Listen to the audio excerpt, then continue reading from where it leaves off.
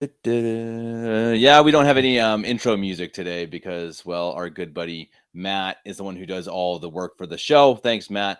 And Matt and I had a scheduling conflict today. The conflict being that when he could come on, I couldn't, and when I could come on, he couldn't as well. So pinch hitting today is my dad. That's Dan, Mr. Davis, to all of you out there.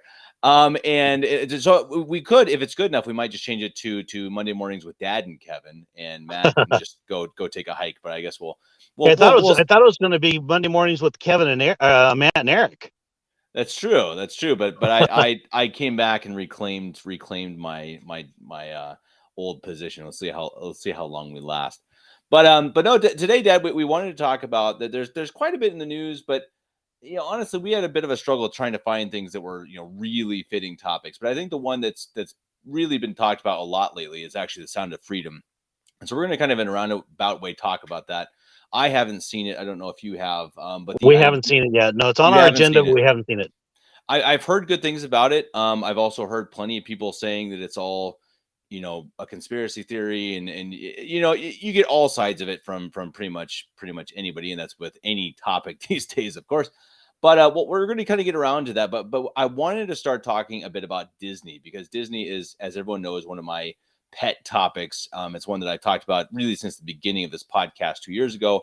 It's something that I think that it does not provide much good to society and has provided evil. Let's just say that. I could go further, but I'm not going to. But it's really interesting that Disney right now is in an absolute free fall, panic, free fall, might go out of business type craziness. It's hard to imagine when you see a company as big as Disney that could be struggling that bad, but they lost with their last 8 movies. They've lost around 1 billion, and that's what they've reported. So it's likely a lot more than that they've lost it with their movies. They've lost a ton of money with their streaming services. Their parks are also not doing as well, especially because they decided to pick a fight with Ron DeSantis in Florida. Bad idea. ESPN's not doing well.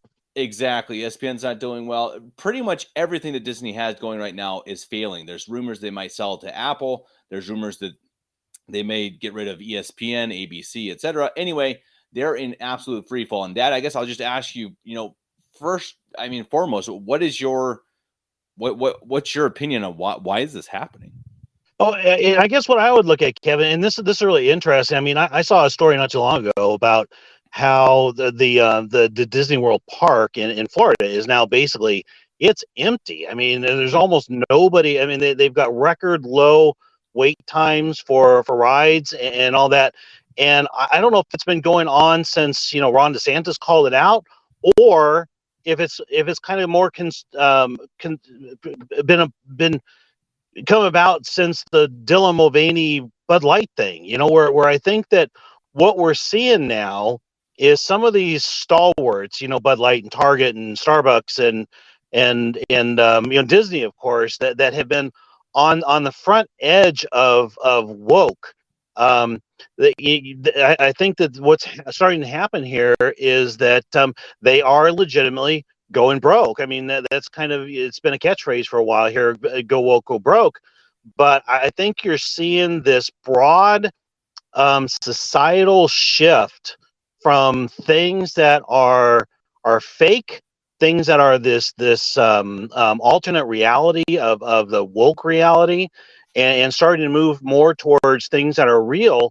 And I think now we're starting to see people look at the NFL and the NBA and Disneyland and all these Disney movies and all this that the fake bread and circuses that we've lived under for a generation now, and starting to say this is stupid, and I think where we have kind of seen for a long time that it was fake, there seems to be something over the last few months or so that's really awakened people to the notion that we want something real in our life, and let's start shedding all this fake stuff like Disney.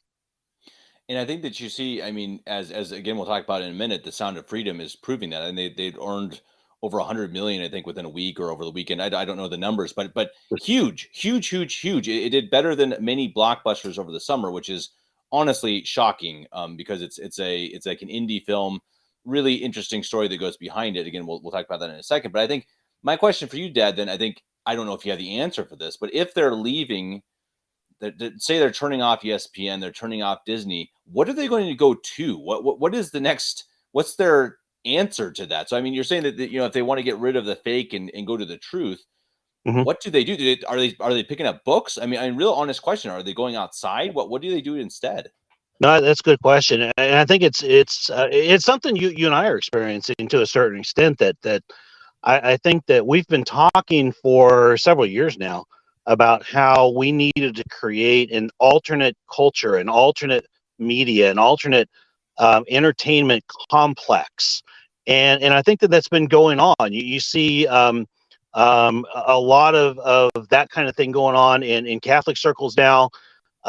You've seen it with the likes of, like Tim Pool, who's another one who's not openly conservative, but has a lot of our values, and you've got these Protestant born again type Christian films that have been out there for a while. You got Ben Shapiro trying to. I don't really suggest his stuff, but he's got some alternate media going on as well. And now I think Sound of Freedom has kind of galvanized all of this to where now, I mean, it's not just so much talking about an alternate media structure. Now I think you're actually seeing the power shifting toward these alternate forms of media and away from the traditional media. I mean, to the point where you got the screenwriters in Hollywood on strike now, and who knows, exactly where you got Disney dying, and who knows exactly where it's going to go. But I think that this alternate media is actually becoming a reality. Well, I think it's interesting when you see Disney, about to go bankrupt, and you see, Lucasfilm in total absolute chaos and utter destruction. What has really amazed me through the entire thing is that they just continue to do it over and over. I mean, like just the same issues that get woke, go broke. They just kept doing it. Like they never learned, and I don't know if they still have. I mean, they just came out this weekend with a movie called Barbie, which, yeah, of course, not one I would recommend for anyone for any reason anyway. But I've heard that it's so woke that it's literally like making, pretending that the patriarchy is bad and making a matriarchy in the Barbie movie. Anyway, just it's like absurdly woke. It's like Right. in your face trying to be woke, and I'm sure it's going to fail. And you just gotta wonder, it's like, what are they and I think they must just be living in this bubble of Hollywood and Twitter where they literally don't understand what the real world is. That seems to be. I've watched a couple of snippets at least of interviews with the head of Anheuser Busch, and he's talking about what's going on with Bud Light, and you can tell he is not the least bit penitential about what he's done and the mess that he's made out of his company. So I think that you go back a few years. Let's look at the you look at the NFL. Okay, NFL got in big trouble. They lost a ton of viewers when they had the whole Colin Kaepernick, the Black Lives Matter, the kneeling during the national anthem, and it really ticked off their base. But then they were sorry for it. They stopped showing it. They kind of cracked down on it. And guess what? Everybody came back. And I think that that's what Bud Light's thinking, or what Target or some of these others is that, yeah, we'll be the tip of the spear. We'll go ahead and take one for the team. We'll be out in front, but and everybody will hate us for a while, but guess what, we'll come back stronger, we'll come back more woke, and I think that's what some of these folks like Disney are thinking. And I don't think it's going to happen this time. I think people are legitimately, honestly awakening to what's going on. Well, and it seems it's something that we've talked about a lot recently on podcasts, some that have been published, some that will be soon, about how the devil, especially in Rome and with the supposed Pope, Bergoglio, and how it's so clear. It's like the devil, either he's not allowed to hide in the shadows anymore, or he's just decided to come out from the shadows and make everything very openly evil. Like it's not hidden anymore. I think that's something Right. that when we say this wokeness, it's not all evil necessarily, but a lot of it is. It's certainly against tradition, and most of it is against morality. I mean, certainly the Bud Light stuff and much of what comes out of the Vatican right now. And so, I mean, I wonder if that's part of what we're seeing is that the devil is so in your face, and no longer is there any nuance behind what evil does. maybe it makes it easier for your normal good people of the world, which are the majority of people. I mean, I think the Hmm. majority of people are certainly not evil. Now, maybe Right. they're not good either, but that they're not evil. And so I think maybe these people are waking up and saying, "Hey, this is kind of crazy." Yeah. Yeah, and I know that I've heard it from clergy before, and certainly from a lot of good-hearted Catholics and whatnot, talking about how we live in a time when the devil's time is short, and he knows his time is short, and what we don't really know is we don't know what that means. Does that mean that we culminate this time with the Antichrist? Do we go through a rebound as mankind, and this great awakening lasts us for a couple centuries, and who knows? I mean, and I'm not even going to speculate on that because it's not healthy speculation. But I do think that the last I put it back to about 2017 or so, 2016, with for whatever reason Brexit and Donald Trump, and when those two came about, it seems like since then the everything has sped up in terms of the devil's plans, and there's a lot of this stuff going on, even big picture, the Davos type stuff and the mark of the beast type stuff, that it feels like they're still moving forward with a lot of these plans, but they're doing it so quickly and so haphazardly that it's doomed to fail. And people are, like we've been saying, people are waking up to it and seeing, we're not only seeing the evil that's been out there. This is evil that goes back. I mean, I was talking to your mom today about how this, I believe, it's the same basic people, it's the same basic lineage that we're fighting today, that our Lord was fighting when he turned over the money changers tables in front of the temple. I mean, it's the same as the Pharisees. It's the same basic evil that we've been fighting for 2 millennia. But somehow or another, for whatever reason, in this day, call it the internet, call it the great, whatever you want to call it. This is a time when we can see it in a way that we've never seen it before. And I mean, it's kind of simultaneously frightening and exciting. Yeah, it's exactly right. And I think again, a great example is Bergoglio. That he, as soon as he took over, he's been crazier than Benedict or anybody else before him, no question. And he was very clearly going to be, the progressive, quote unquote, pope. But you see, in the last few weeks, it's just amped up. I mean, he is just all of a sudden. I think he sees his end is near, and he wants to make as much chaos as possible. He goes and appoints 30 new cardinals and puts James Martin, who's an open, homosexual defender, as part of the synod of bishops. I mean, really crazy stuff. And I think, as you say, for whatever reason, why ever we want to believe this is happening, it is happening. Hmm. And it's something that it is exactly as you said. It's frightening, but it's also kind of exciting, because it's like, wow, you know, this is a chance to show people the truth. I think again and again, we've talked about that so many times on this podcast, that it's like, that's why we're trying to do what we're doing. And it's again why I would say right now, again, anyone listening, to find your own way to share the truth. Again, it doesn't have to be a podcast, whatever it is. Try to, yeah, to do God's work, because there are going to be so many people, as the devil becomes clear, there are going to be so many people trying to find God, maybe because they want truth and maybe because they're afraid, and we got to be able to provide it for them. Yeah, and there's a term out there, and it's escaping. Mass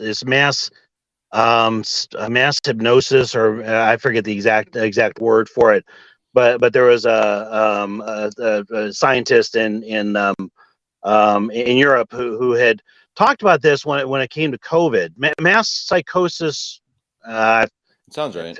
Yeah. something like that. But anyways, but basically, what happened was you had this false reality that was pushed on us by the elites, and it had to do with COVID, right? It was, and you believe that the world was coming into an end, and you had to stay in your house, and you had to wear a mask, and you had people wearing 2 and 3 masks in their own house, and basically we almost as a society became psychotic, and it hit this huge number of people worldwide. Well, what this doctor had said, and this was before the bubble even burst, is that when you have one of these mass psychoses that goes on, the more people that it affects, when it busts, the faster it busts, and that's exactly what happened with COVID. I think once that bubble kind of burst, and we stopped wearing the masks and we stopped doing the vaccines and all that kind of stuff, we kind of woke up. We woke up from our slumber in a hurry, and I feel like that's kind of what's going on now at a larger level. And I think that again, the ground zero of this whole thing is the child trafficking and the Sound of Freedom and all that. But I think that you got an even bigger psychosis that's going on that we're starting to awaken from, and as we awaken from it, we awaken from it pretty quickly. And I think we're basically there. Yeah, it's a great point, and it's one of those very disturbing issues when you talk about missing children and abducted children and stuff. I'm just Googling right now. 317,869 children go missing every year. 19,706 children go missing or are not found every year in the U.S. 19,706 children go missing and are not found. That's just a very quick Google search. Right. That's insane. And this is one of those weird, I mean, it's hard to even overemphasize how crazy that is and how tragic and horrific. And then to think, and this is what's crazy about it. This is one of the things I think the Sound of Freedom, probably why it got to be so big, is because Hollywood lost their minds. And not just Hollywood. Okay, the entire establishment media lost their minds about it and were against it, against a movie that was literally just trying to bring to light child traffickers. Right. I mean, tell me that how on earth could that possibly be something that the media should be against? Right. There's, I mean, I think you and I, and we probably need to be careful not to be too explicit for the YouTube censors, but there's only one reason. I mean, there's only one reason. It's because unless you're engaged in it, you're sympathetic to it. But yeah, ABC, I think it was ABC ran, I think it's just a day or two ago, they ran a story about, how terrible the movie was, just some QAnon thing. And the same day, one of their former executive producers was arrested for child pornography, And so it's like, so you see those two things together, and it's like, how on earth do I not tie that together and think that those people who are speaking against Sound of Freedom, if they're not actually engaged in it, at least they're sympathetic to it. Right. And I think that it has to be what it is. But I think, again, as we start to see that the people are starting to wake up to that, I think people started to hear that. I think it was kind of a run-of-the-mill movie. And it was kind of okay, some people are going to see it. Maybe you're fringe people. I think people heard from ABC and from CNN, whoever else, people, these establishment media people saying that this movie was not good to see. That was a bad movie. I think your normal Joe was like, wait, what? I mean, you're telling us not to go see this movie because of what it is, right? I mean, that's a crazy thing, and I think that this is exactly. I mean, as the saying goes, they jumped the shark, right? They went too far. Right. It was too much on one side, and they do it over and over and over. They make Barbie again, a Barbie movie where it's so woke that nobody's going to see it except for your 0.1% gay people or whoever that they want, whoever they're aiming for, or your feminists that make up 1% of the population, maybe, and no one else is going to see it. And they're so blind to the actual reality of the world. And unfortunately, what else can you say? That there must be some of them that are just straight up evil. Oh yeah, yeah, and I think that part of what's going on here is there is a society. For the longest time now, the media has been held in very low esteem. Congress has been held in very low esteem, and I think we've just kind of tolerated it. It's just kind of one of those nuisances out there. But I think what you're seeing now, and I definitely credit the younger generation very much so this way, although I think the older generations are getting it too. It basically that low regard has really started to morph now into and a anti-establishment action. So when the establishment comes out and tells me don't go see a film, guess what? I'm going to go out and see it. Right. I don't know. Have you heard at all about there's a country singer, Jason Aldean, I Yeah. think it is. So I mean, there's another story this week where he came out with a song, "Don't do this or you wouldn't do this in a small town," and the establishment, for whatever reason, picked up on it and thought it was some pro-lynching thing. For whatever reason, they decided to let's go after a country singer. I don't know if it was a distraction or what, but what happened was the country music television CMT pulled that video, and now that video is the number one video in the entire country music world, and you've got other artists who are now saying, you know what, take me off of country music television as well. I don't want to be on there. And so I think we are at the point now where the general population is now understanding the king is not wearing has no clothes, and I think we're seeing that for what it is, and I really think now that the establishment is in a fight for its life, because they see they have lost all moral authority. They've lost all believability. Did you? I don't know if you saw this. There was a video of John Kerry that was just I don't know when. I think it was recently, but he was given a speech on it was on CO2 levels.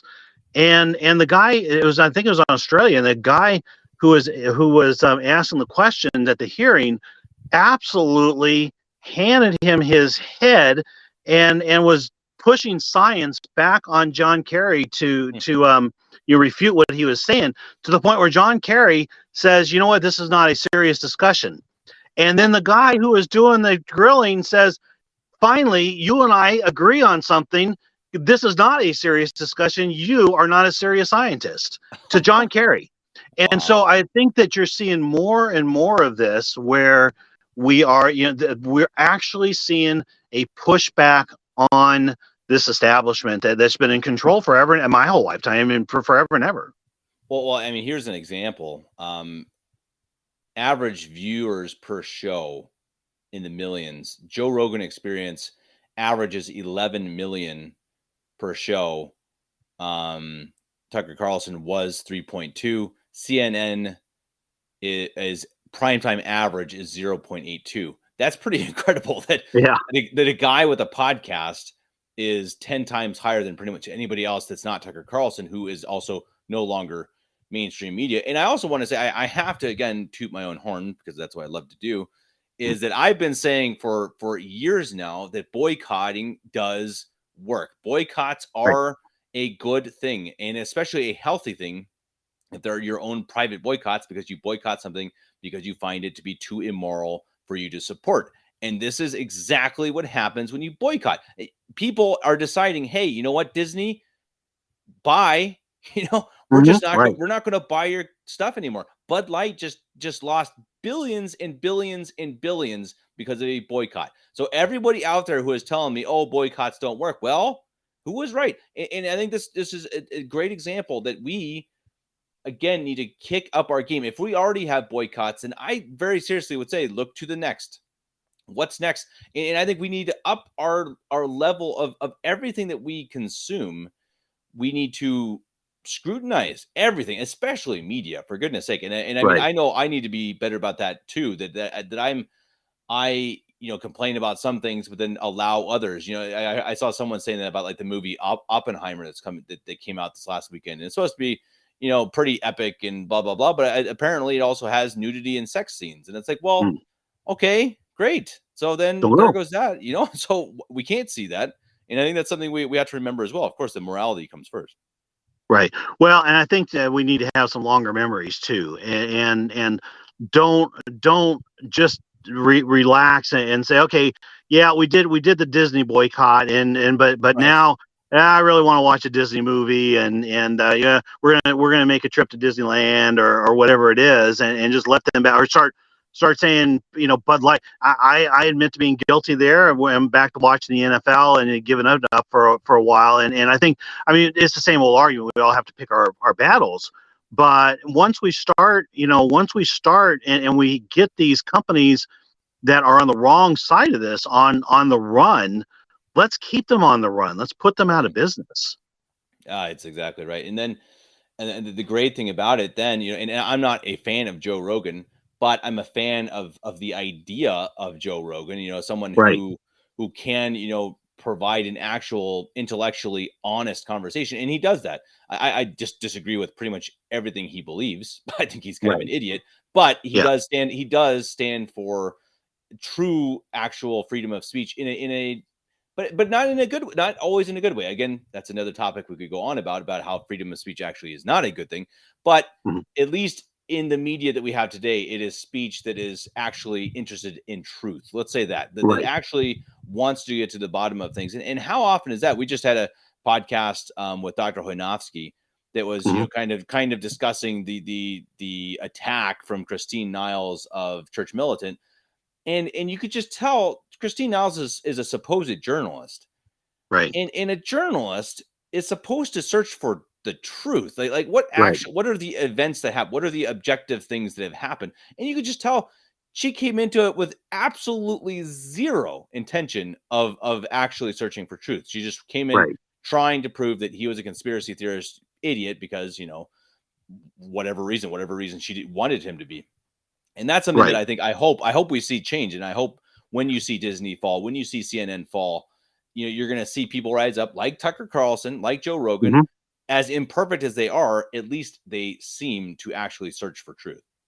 Right. And I think that what we're seeing is exactly that. You're seeing the death of Chris Cuomo and Don Lemon and all these other clowns from CNN. They're getting laid off, and yet look at who is starting to fill that void. It's not just Tucker Carlson and Joe Rogan, but you've got you've got Jordan Peterson, who is a fantastic intellectual, and Taylor Marshall. We don't agree with him 100%, but most of the time, Michael Knowles, Matt Walsh, and there's so many names now that are starting to grow into this void that from an intellectual sense, why would I ever watch CNN? Now here's a question I have to add, and I think I've at least I've got my take on an answer. I got to ask you this, Kev. So CNN pulling down the numbers they're pulling down. MSNBC is no better. I don't think that you can take every major outlet together. I know that every major outlet together used to not equal Rush Limbaugh back in the Rush Limbaugh days, and it's probably fairly close to that with Joe Rogan. You take Joe Rogan and Tucker Carlson combined. Why do we still call them mainstream media? That's a great question. Yeah, I think it's because. I think it's because they control the lexicon. It's because they control the words that are used. They still, for whatever reason, they are the ones who say what is what in a weird way. Even though, as you say, exactly as you say, they are practically meaningless in terms of media. In terms of news media, I think more people tune into like a Tim Pool than a CNN. And I don't think it's even maybe not even that close to it. No, I'm saying not close. Your normal shows. And if that's the case, then as you say, they're definitely not mainstream. But I think they are so good at using words and just saying that they're mainstream. If they say it loud enough and long enough, then that's what they are. Yeah, and I think to a certain extent too that baton that used to be carried by CNN and ABC and CBS and all these stations and whatnot, that's been picked up by big tech too. So I can tell you that one of the reasons they survive, I think, is because like I go to work and I don't have any control on with my work computer what's on my front screen, or when I put hit a new tab for Microsoft Edge, whatever. I just get a screen that's given to me by the company or by Edge or whatever. And those, that site, I can never get into a new screen without seeing some hit piece on Donald Trump.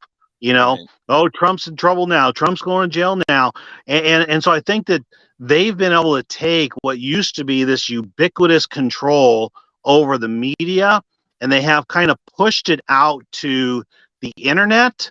But even that, I don't think, I mean, they've lost control of Twitter, you know, and I think that they're starting to lose control of some of the social media. And so even that, I think, is starting to erode. But to me, that's their last stand. I think MSN and some of these, screen and some of the Google searches and things like that, that's their last stand. Well, and I think a lot of this, as I bet you would agree, again, okay, it's been starting for a while, but I think COVID really brought a lot of this to light, and I think part of it, there was a meme going around or a video. I think it was an actual real video, and you had this video of some news broadcast on, I don't remember which channel. Let's say, yeah, one of the 3-letter networks, and it's like, those who don't take the vaccine, are morons, idiots. That no one, how could you not trust the science?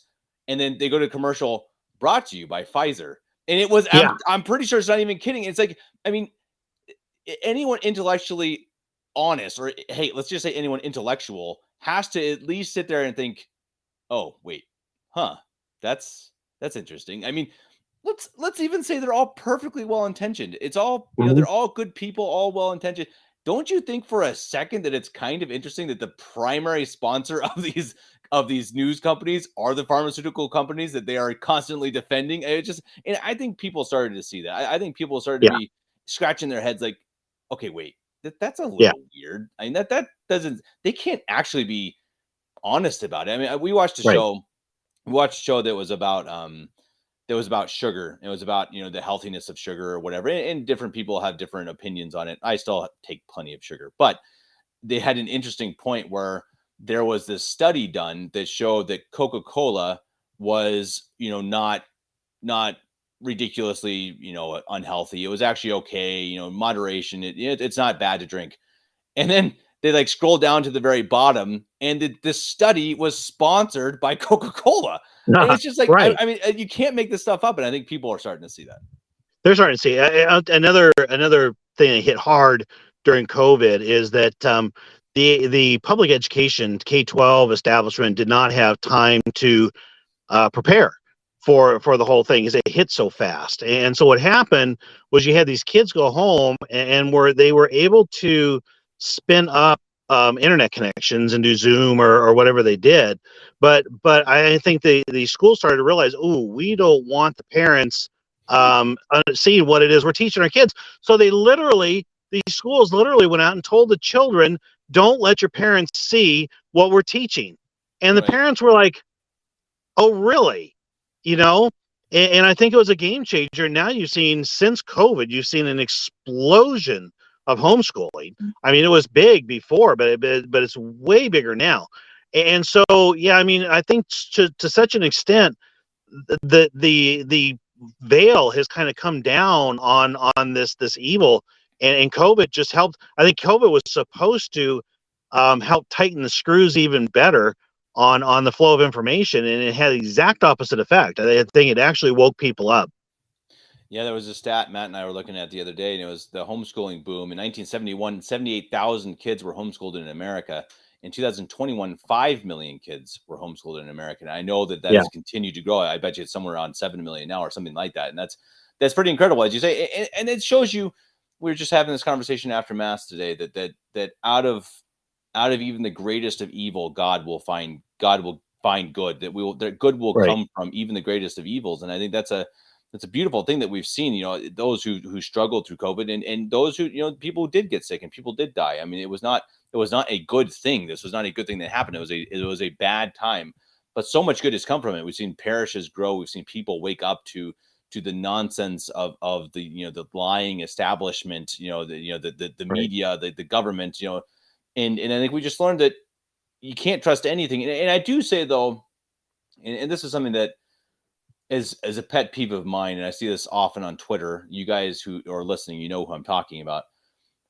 That we got to be careful when we start saying, doubting everything, that we actually doubt everything, and because I think Right. it is a dangerous thing, and it just sends us down so many dark paths and such an unfortunate mental state where it's just like, well, it's all going to be bad. You know, the government Yeah. controls everything. The media controls everything. It's all, the devil's going to win, you know, even though we know, of course, that he won't. And I think that that's something we should avoid. Yeah, and actually, your mom and I were having a discussion about this morning, about how I'm seeing these. I don't remember their Twitter. I'm not on Twitter much, but I'm seeing some traditional Catholics who are going out there, and they're casting doubt on Sound of Freedom as a movie. Well, Jim Caviezel's Freemason, and the editor of the movie is he got bad relationships with other people in the movie industry, and all this, and so they're casting a doubt on the whole thing. They're casting doubt on Mel Gibson because Mel Gibson's got a checkered past or whatever, and so they're doubting that this is really good. Now, I asked two questions. Number one, why on earth does the establishment want this put front and center in front of the people? I mean, that makes zero sense. But I think the bigger question for me, I think, is kind of pointed at us as traditional Catholics. Why are we so intent on assuming that everything has an evil objective to it, or is Right. of evil, or whatever that is? And why not take these victories? And they may not be perfect victories. I look at the political scene right now. I look at RFK Jr., who I disagree with more of his politics than I agree with him, but I like the guy. And why can't we see what he's trying to do in terms of bringing true discourse, true harmony into the political scene? Why not take that as a good thing and try to look at it as a good thing? Well, and I think, and I could not agree with you more. And I think that people might argue, well, that it's just all bad and everything I see is bad. And my response would be, then get off of social media, Right. Yeah. and get off of the news. And honestly, really seriously, just stop paying attention to the elections, and stop paying attention to the news, because it's only going to make you depressed, and it's Right. only going to make you sad and miserable, and then you're going to spread that to everyone else. And I'm sick of it. I'm sorry. Right. It's not helpful. And I mean, if you think, hey, RFK is, he, as you said, he doesn't do everything right. He doesn't, I mean, there's tons that I disagree with too, but is it a bad thing for the Democratic Party to have someone who actually seems to at least have a little tiny moral sense in a brain that's larger than a peanut? I mean, let's be Right. really serious. I mean, that is a good thing.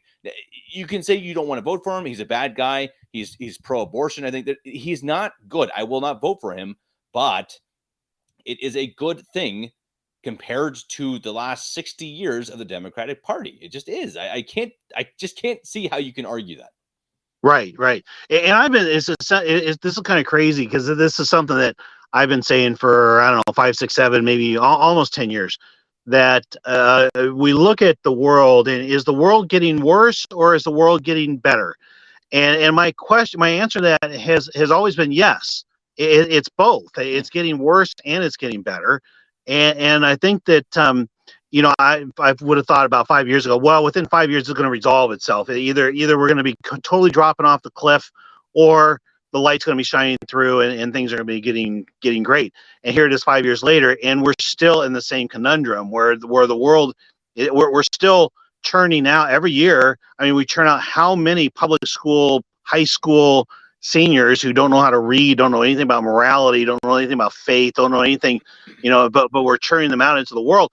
But at the same time, every year we're seeing our faith grow. We're seeing, our churches grow. We're seeing a stronger voice for truth, a stronger voice against evil. All this. So I think that maybe it's just the paradigm we're going to have for a while here, but I think it's, at least if nothing else, we're getting rid of the lukewarm.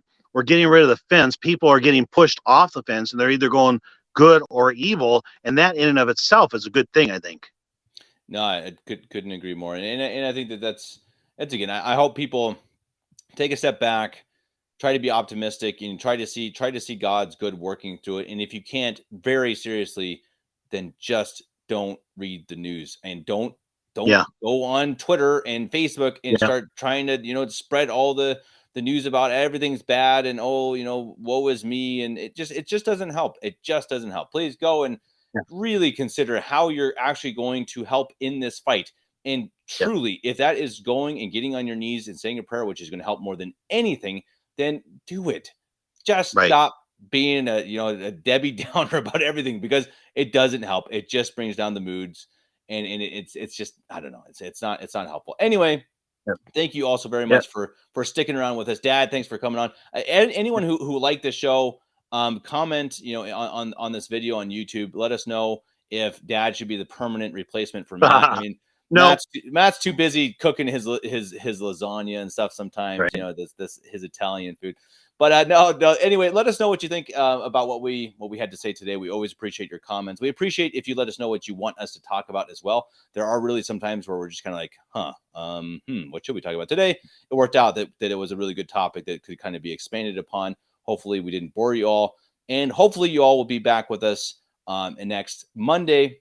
Matt, I think, will be back as well. And stay tuned for the week. We have a couple awesome videos coming up this week, as those of anybody who follows Mario Dirksen saw that we published one with Sister Lucy Truth. That will be published on the Catholic Family Podcast. And we got another one that's really good about the decline of the Archdiocese of Boston due to Vatican II. Very, very interesting stuff. So stay tuned to the Catholic Family Podcast this week. And more stuff coming too, of course, from Mom, her with her saints and I think St. Anne coming up, St. James coming up. We have a couple good ones this week. Awesome. Cool. Everyone stick with us. Dad, thanks again. And until next time, God bless. God bless.